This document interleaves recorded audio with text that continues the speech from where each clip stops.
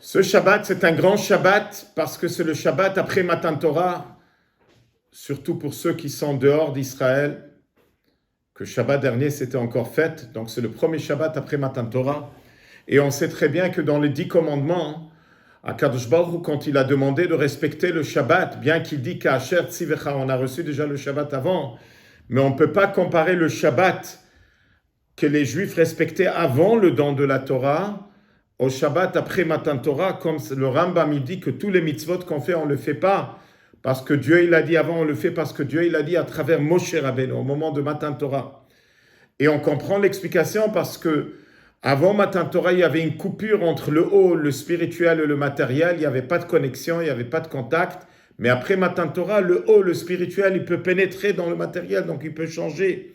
Donc on peut comprendre que la puissance de Shabbat après Matan Torah, c'est tout à fait une autre puissance. C'est pour cela que c'est un grand Shabbat, et on voit que c'est la paracha la plus longue, et on voit aussi dans les Medrashim, dans le Zohar, tout est très long ce Shabbat, parce que c'est le premier Shabbat que les Juifs ont fait après Matan Torah. Alors dans cette paracha, on parle les dons que les chefs des tribus ont amenés pour le Mishkan. Alors ils ont amené, c'est marqué qu'ils ont amené des carrosses pour qu'on puisse transporter, parce qu'ils voyageaient dans le désert, donc il fallait avoir des carrosses.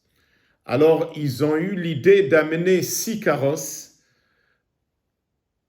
2 étaient pour les enfants de Gershon et 4 étaient pour Bnei Merari. Bnei 4 n'avaient pas besoin parce qu'ils portaient sur les épaules l'Arche Sainte.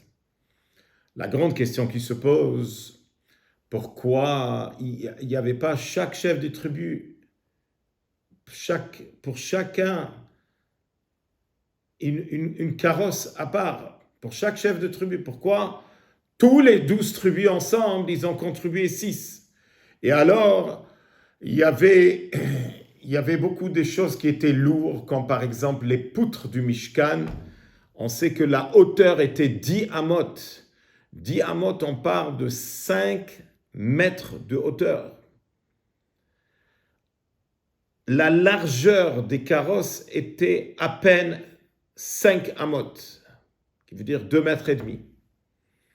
Donc si on partage, puisqu'il y avait 48 poutres, si on partage dans les 4, il fallait mettre 12 poutres dans chacun. Après, il y avait un autre 50 poutres qui avaient les piliers qui étaient soit dans le Mishkan, soit dans la cour.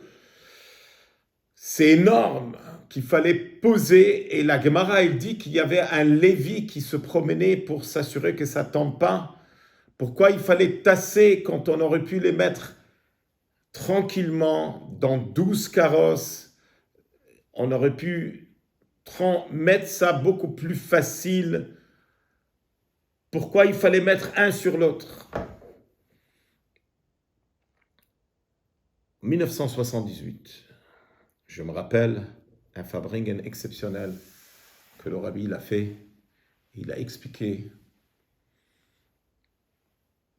ce sujet.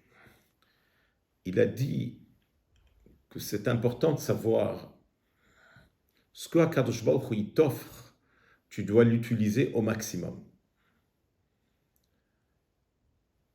Les carrosses, s'ils sont capables d'avoir en eux 12 poutres, plus tous les poteaux qu'il y avait dans la cour, si tu n'as pas utilisé la carrosse au maximum, ça veut dire qu'une partie de cette carrosse n'a pas été utilisée comme il faut.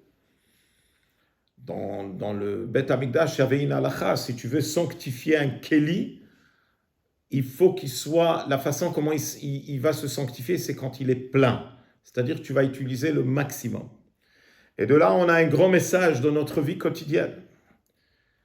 Il n'y a rien qui a été créé en vain. Tu ne peux pas penser qu'il y a un agneau, il y a des milliards de créatures dans le minéral, végétal, animal, être humain. Tu vas penser, il y a un agneau qui se promène sans aucun but.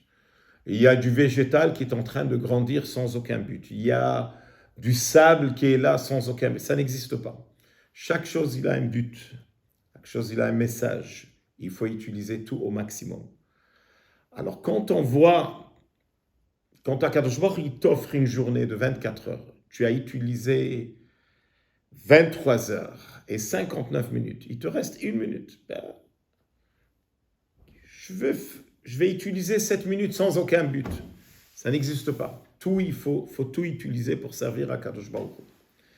Et c'est ça le message de les Agalot, les carrosses que les Nessi'im, ils ont offert, de savoir comment chaque minute est précieuse.